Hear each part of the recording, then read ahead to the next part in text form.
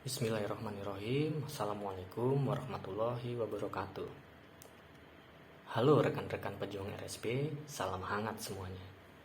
Kembali lagi dengan saya Sigit Nursasongko dari Divisi Internal Audit.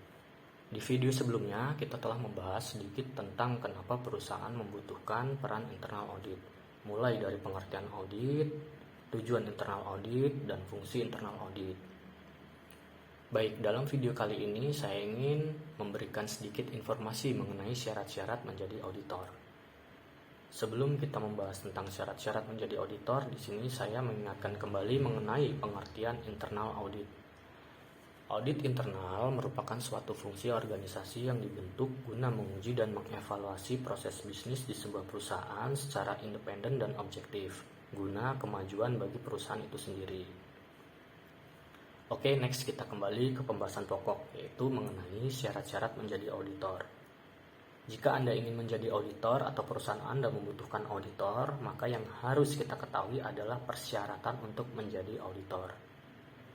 Menjadi seorang auditor setidaknya memiliki 3 syarat, yaitu 1. Kompeten. Kompeten dalam artian mempunyai keahlian dan pelatihan teknis yang cukup sebagai auditor. Untuk menjamin kompetensinya, seorang auditor harus memiliki keahlian di bidang auditing dan memiliki pengetahuan yang cukup mengenai bidang yang diauditnya. Kompetensi auditor ditunjukkan oleh latar belakang pendidikan dan pengalaman yang dimiliki. Idealnya, seorang auditor memiliki latar belakang pendidikan, yaitu formal atau sertifikasi di bidang auditing. Sedangkan dalam pengalaman biasanya ditunjukkan dari lamanya auditor berkarir di bidang audit. Nah, jika seorang auditor menugaskan orang yang kurang berpengalaman, maka orang tersebut harus disupervisi oleh senior yang berpengalaman. Contohnya, auditor yang mengaudit laporan keuangan harus memiliki latar belakang pendidikan, memahami penyusunan laporan keuangan dan standar akuntansi yang berlaku. Begitu juga dengan yang mengaudit operasional dan ketaatan atau kepatuhan, yang mana harus memiliki pengetahuan mengenai kegiatan operasional yang diauditnya. Hal ini terkait bagaimana cara pelaksanaannya maupun kriteria penilaiannya. Jika auditor kurang mampu atau tidak memiliki kemampuan tersebut, maka auditor wajib menggunakan tenaga ahli yang sesuai. Syarat yang kedua, yaitu memiliki independen dalam setiap mental.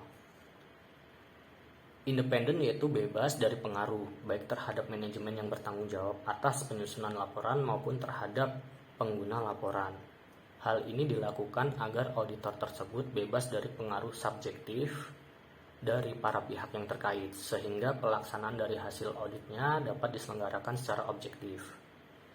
Independensi di sini meliputi independensi dalam kenyataan dan dalam penampilan. Independensi dalam kenyataan ditunjukkan oleh sikap mental yang tidak terpengaruh oleh pihak manapun, sedangkan independensi dalam penampilan ditunjukkan oleh keadaan tampak luar yang dapat mempengaruhi pendapat orang lain terhadap independensi auditor. Syarat yang ketiga, menggunakan keahlian profesionalnya dengan cermat dan seksama sebagai seorang auditor. Cermat dan seksama, auditor dalam melaksanakan tugas harus menggunakan keahlian dengan cermat, direncanakan dengan baik. Kecermatan adalah hal yang harus diterapkan auditor dalam melaksanakan tugasnya, dikarenakan hasil audit yang dilakukan akan berpengaruh pada sikap yang akan menyandarkan keputusan pada hasil audit yang dilakukannya. Selain itu, menggunakan pendekatan yang sesuai dan memberikan pendapat berdasarkan bukti yang cukup dan dikaji secara mendalam.